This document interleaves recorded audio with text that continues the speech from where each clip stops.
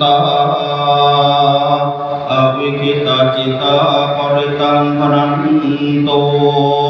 สักขีกามีจารุเปกิริสิกรตเตจันตริคุวิมานีทิเปรัติจักามีตรวนังคหนิเกวัตุกิเกเตอุมมาจยันตุเทวาจรตะภวิสมิยักขันธปนา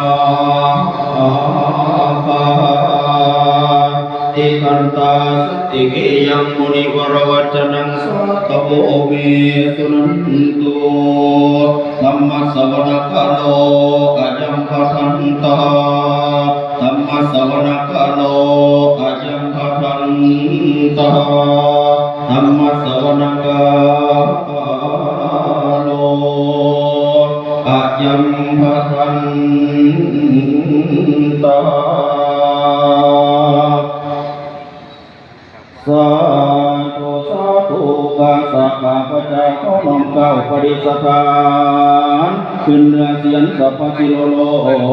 เทวราชเจ้าจงปีเปรมประโมทปโนสารจำนงแห่งองค์สมเด็จพระมหากษัตริย์กัตติยวงศ์อันเลืองเดชอีกขั้นเท้าเทเวทวติสา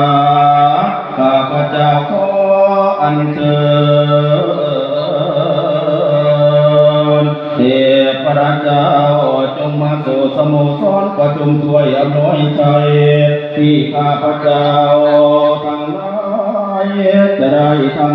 ำการมงคลพิธีหล่อองค์พระปฏิมาพระมหามงคลพิพิธโลจรรี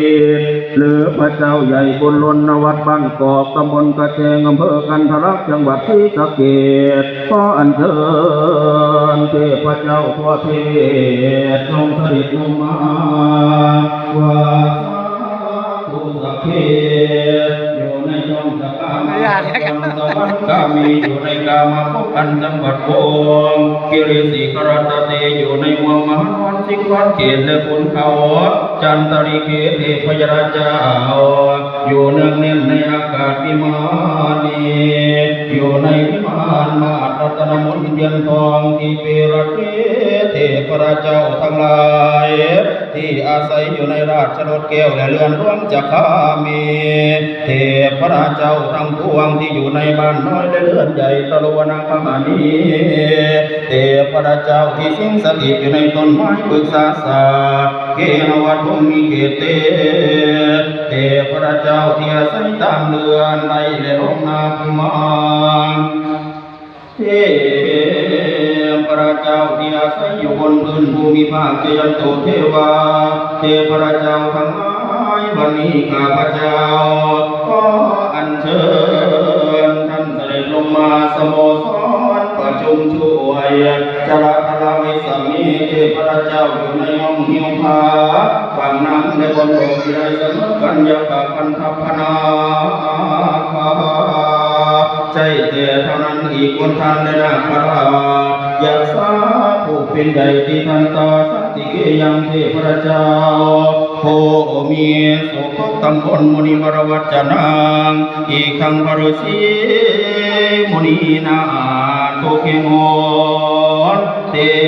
ท่านที่ศักดิ์สิทธิ์ฤทธิดลด้วยตบะเดชาสาธุโอดุลาดุกรเทพราชเจ้าทั้งหลายทั้งปวงจงกเส้นสานตามลำดับสุนันโตจงเอียงโสดสดับอันลำเลิศธรรมสวนาคาโลซึ่งธรรมของพระพุทธเจ้าก็ขาดเถิดสาธุสาธุนาคาติข้าพเจ้าขออัญเชิญสัพพไทยเทวราชสุราริตนสิงสถิตอยู่ในอมรเมียนแดนสวรรค์ทุกแห่งห้องจงชั้นสังฆาลัยเทพเจ้าเราได้ทรงสังฆาเดชเป็นจอมเทวันสันตเทเวอันเรื่องฤทธิ์มีกมลสมาธิจิตสงบสงัดตั้งอยู่ในปัญจ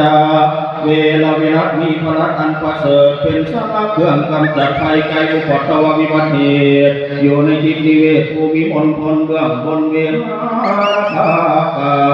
ขออัญเชิญเท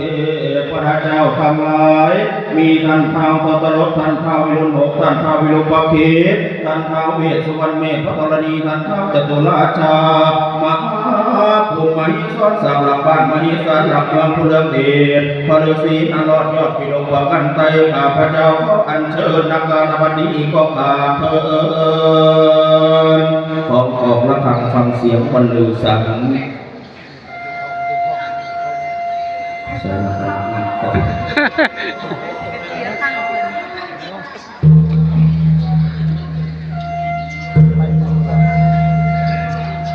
โอมนมัสสะติปติสาโลกาโอมนมัสสะติปติสาโลกาโอมนมัสสะติปติสาโลกาข้าแต่พระศรีตวีพิพิสิทธิสุตรัตนาธิคุณอรุณยเทพมณีพิมหิสวราธิปดีบรมปรเมศวรสุรศักดิ์วรสิทธิ์ดำรงศักดิ์และเอกอัครวัชิรมหาวัชรินทร์ปิ่นสุทัศน์สัมมานันทธิปยเทเวศข้าพเจ้าขออัญเชิญพระบารมีของคุณพระพุทธเจ้าพระธรรมพระสงฆ์คุณบิดามารดาคุณครูบาอาจารย์คุณพระสูตรคุณพระวินัยคุณพระไตรสรณคมคุณพระปรมัตถ์คุณพระธรรมคุณพระสังฆทินีคุณพระฤาษีนารอดคุณพระฤาษีนารายณ์คุณพระฤาษีตาวัวคุณพระฤาษีตาไฟคุณพระฤาษีกัลยาโมขออัญเชิญเสด็จลงมาในการมงคลพิธีในวันนี้ก็ข้าเถิด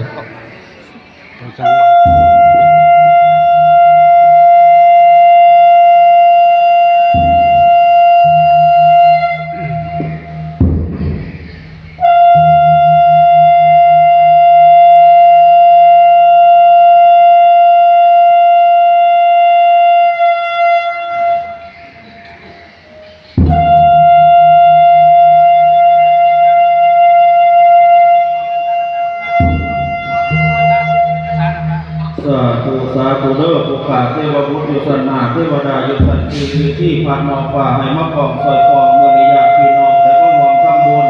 ส่วนกันมาสู่สถานนั่นกวางส่วนทั้งแก้วพวกมิ่งยิงตลาดอยู่ประสาทเมืองนองให้มะกองซอยสู้ส่วนทั้งผู้อยู่ใต้หนักตลาดบาดาลสาธุเด้อผู้คนมีเรียนหลายเก่งกว่าเขาทั้งขายแม่จะลุกมาขายขายมาจะโซ่ซอยเส้นทั้งนี้วิดีโอกันนะพอเด้อมีกลาเทพเจ้าอยู่ฝ่าเส้นโกรธจักรวาลพญาเวสสุวรรณกระดังเดียวโดยดังส้นทั้งกลางซิมณีเวโรราชอยู่ปราสาทเมืองนองให้มาปองซอยสู้ขอให้เสด็จลงมาปองซอยสู้ออกตนญาติโยมพญาเมญผู้ว่ามองได้พื้นที่วันนี้ให้ปราศจากทุกข์ให้หายความทุกข์ให้มีแต่ความสุขความเจริญก้าวไปเหนือในความใหญ่ก้าวไปใต้ในความดีก้าวไปทิศตะวันตกให้พอให้เงินให้คำก้าวไปทิศตะวันออกให้มีคนเห็นเองให้มีแต่บริวารมีสมบัติเนื้อหลักอย่าอึดอยากแนวใดตนโตไซให้เจ้าให้ปัญญาให้เจ้าขาวสะอาดผู้มีสาขาให้เจ้ามีปัญญาคือจะยอมสีปากให้สลัดคือดังสีถนนใส่เงินคำแก้วให้ได้มาคือนำแกงให้ออกแสงวงมาปานแก้วลอยมานี่ปีนิพันธ์ท่องเอกให้โศกเสกเข้ามาใส่ให้เงินไหลหลังเข้ามาห้องเจ้าอยู่สุญญาทุกคนทุกตนก็ขาดเถิดสาธุ